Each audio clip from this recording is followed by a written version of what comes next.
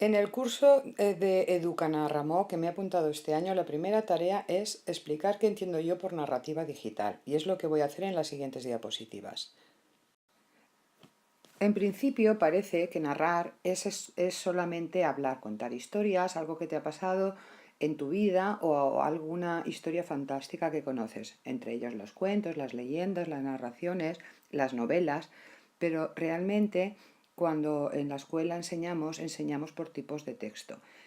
El texto narrativo sería uno de los textos dentro del tipo literario, pero en mi aula, como yo soy logopeda, utilizamos narrar como hablar, como contar. Y por tanto podemos contar un argumento explicando algo que nos gusta o que no nos gusta y por qué. Podemos explicar algo sobre algún tipo de animal que conocemos y que hemos estudiado en MEDI. También podemos narrar una descripción de cómo es una lámina, cómo es una imagen, o algún paisaje donde hemos ido, el fin de semana, cómo nos lo hemos pasado, o podemos explicar una noticia que hemos escuchado en la televisión. Pero para el MOOC y para nosotros en este curso nos vamos a centrar en el tipo de texto narrativo, exactamente dentro del literario y dentro de todos estos tipos de texto que hemos explicado.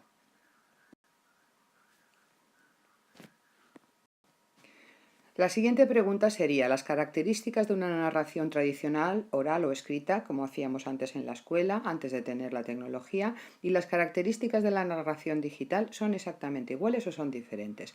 Es hacer exactamente lo mismo, pero a través de unos artefactos, unos aparatos, o una tablet o un ordenador. Realmente hay algunas cosas que cambian. ¿Es suficiente traspasar esa narración que hacíamos en el método tradicional a la digital usando una serie de herramientas digitales, y si no las tenemos en la escuela no las podemos realizar? ¿Debe la escuela trabajar la narrativa digital como una pura traslación a un medio audiovisual? Por tanto, tiene que trabajar el sonido, la imagen y el lenguaje, el mensaje audiovisual. O por el contrario, debe tener en cuenta que esas características son exactamente diferentes y trabajar de una manera y de otra, porque hay veces que también hay que hacer cuentos escritos, pero cuando se hace digital hay que tener una serie de cosas en cuenta, como la linealidad, la finitud o la autoría. Cuando nosotros realizamos algo digitalmente, la autoría, como en un libro, a veces se pierde. Cuando lo publicamos en internet depende de la licencia.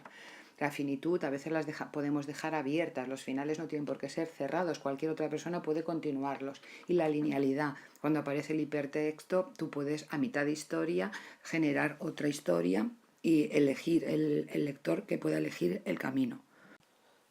¿Son nuestros alumnos de infantil y primaria clones de los alumnos de la enseñanza tradicional o tienen características diferenciales que hacen necesario desarrollar competencias básicas diferentes, o es lo mismo con otros nombres? A veces hay personas que dicen que con la reforma educativa total es lo mismo pero con otros nombres. Yo realmente creo que no es así, que nuestros alumnos son muy diferentes a cuando nosotros éramos alumnos. Ellos tienen unas capacidades y han vivido en un mundo digital que en muchas cosas nos sobrepasan. Tienen una mentalidad muy abierta y conocen todo tipo de software, de teléfonos, de tablets, de televisiones. Incluso niños pequeñitos saben hacerlos funcionar a veces mucho mejor que nosotros. Nosotros simplemente los podemos acompañar en el proceso. Estas competencias son necesarias y por eso se llaman básicas. Es saber poder estructurar una historia y contarla con una serie de coherencia. Las aplicaciones nos ayudan y son herramientas. Los aparatos, los ordenadores, las tablets y todo eso nos facilitan cada vez más el trabajo, y lo importante es que parecen y hacen fáciles lo que con otros medios es muy difícil. Por ejemplo, yo antes para hacer un vídeo tenía que saber utilizar las imágenes y colocarlas con el Windows Movie Maker, y ahora con en la tableta realmente es súper fácil. Le das un botón, grabas y con el dedo lo colocas en el sitio. Las herramientas lo que hacen es facilitar nuestro trabajo. Una vez aclarado lo que entendemos ya por narración digital, los pasos son muy fáciles.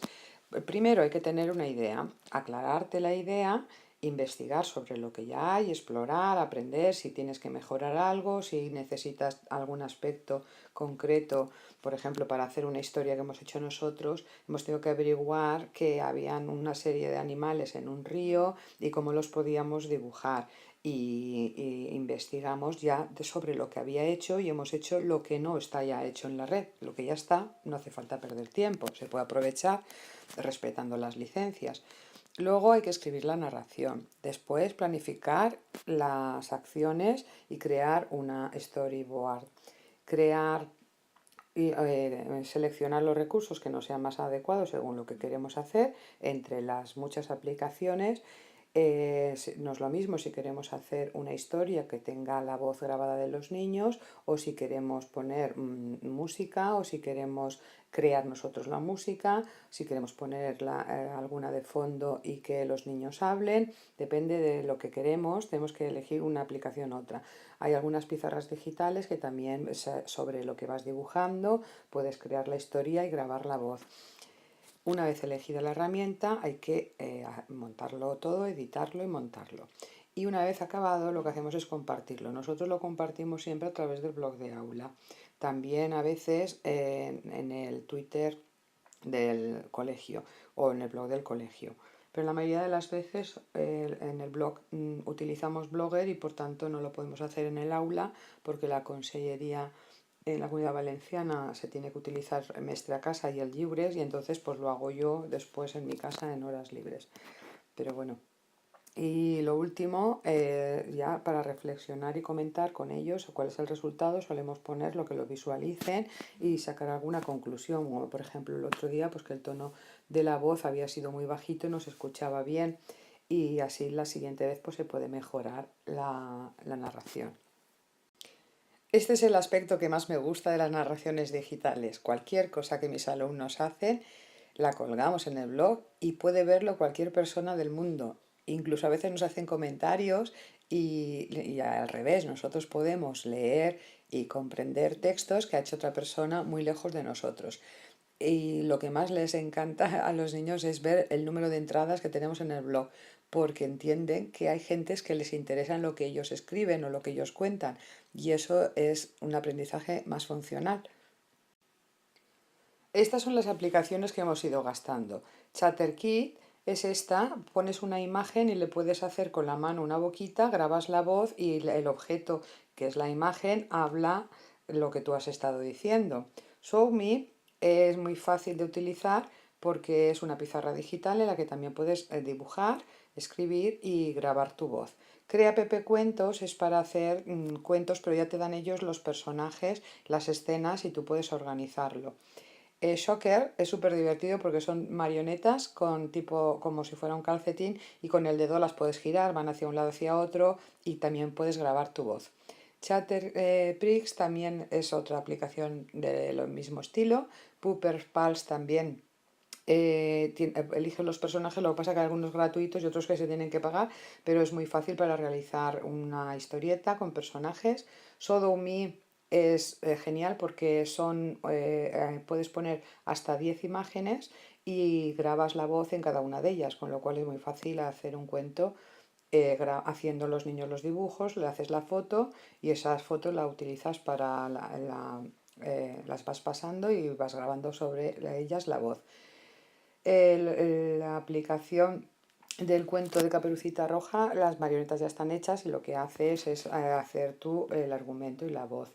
En Splay Everything, que es la que estoy utilizando para hacer esta presentación, es como una pizarra digital, puedes meter fotos, vídeos, enlaces a otras webs, puedes recortar la imagen y moverla por como se la estoy moviendo yo ahora, como si fuera un personaje, y además puedes grabar la voz y luego ella te lo pasa a un vídeo. Para hacer vídeos utilizamos iMovie porque es muy rápido y también graba la voz, la puedes grabar en el momento que estás haciendo el vídeo, haces primero la imagen y después puedes grabar tu voz, y es muy fácil de compartir. Las otras aplicaciones que hemos puesto de Comic Pixton y de Beanmaker, estamos en ello, todavía no las hemos probado, pero son para cómics. El Lesson Create es genial para que los niños puedan explicar lecciones que ya han aprendido y las puedes después publicar y compartir con otras personas. Scratch JR es una aplicación que utilizamos últimamente, que es para aprender a programar, pero es muy fácil porque es para infantil y primeros 7-8 años, para primaria. Y en los personajes también les puedes hacer acciones, que hagan acciones, que digan cosas. Puedes escribirlo tipo bocadillo o puedes grabarles la voz y puedes pasar de una escena a la otra, es muy sencillo de utilizar. Y los juegos de Lego Education Story también están muy bien, lo que pasa que algunos pues los tienes que pagar. Pero siempre utilizamos la parte libre que dejan en cualquier aplicación. De momento son las que hemos utilizado y seguiremos en ello investigando y viendo cuál es la que, según lo que queremos hacer, se nos ajusta mejor. En 5 flujos de trabajo básicos para contar historias con iPad de Paz Gonzalo, he encontrado en Isli de Sare la explicación de cada uno de las cosas que quieres hacer, qué herramientas y qué conocimientos debes de saber, porque no es lo mismo para hacer un vídeo que para hacer una historia que solamente tenga texto e imagen digital, o que quieras incluir música o que quieras incluir sonido. En estas aplicaciones, es una presentación de Slidesar, está todo muy concreto. Si luego podemos ver un poco más grande, no es lo mismo, ves, tengo una historia con voz y tienes que tener una serie de conocimientos para subir, bajar, manipular el sonido y las voces, o si para hacer una historia solamente dibujada, pues tienes que tener un poco de control de lo que son las imágenes, el escaneado o Pinterest para poder bajar y subir alguna imagen. Tienes que saber lo que es el Nubol para subir y bajar sonidos y imágenes, y para hacer iMovie realmente con la tableta las puedes hacer en el momento, las fotos y el sonido, pero también podrías utilizar algunas que tengas ya en el Nubol o alguna parte de vídeo que tengas de YouTube o de otras veces. Aquí está muy explicado y no lo he hecho yo, por supuesto, y se agradece el trabajo, pero creo que es necesario explicar que no es lo mismo según lo que necesitas. Y todos esos conocimientos previos que necesitamos para llegar a hacer algo, las personas de nuestra edad nos ha costado de aprender, no es como los niños que ya nacen con la tecnología. Y a mí me ha supuesto bastante tiempo y esfuerzo ir aprendiendo poquito a poquito, pues cómo se sube un sonido, cómo se enlata y se sube a la nube, o cómo se puede cambiar los conversores, que cambias un tipo de archivo de uno a otro.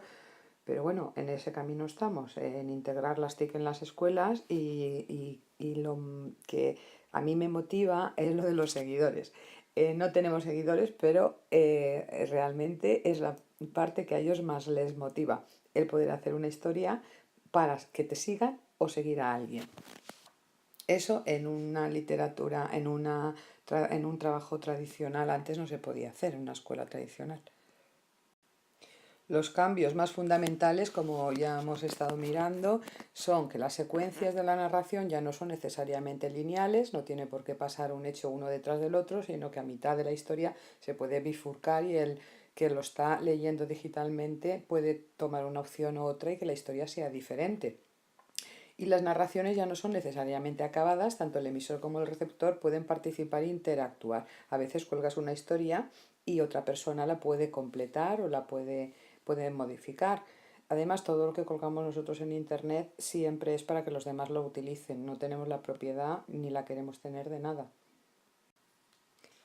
Ante los retos de este mundo digital, la escuela debe seguir dando pasos y acompañando a nuestros alumnos. Es un nuevo mundo complejo, interesante, fantástico, pero es indudablemente su mundo.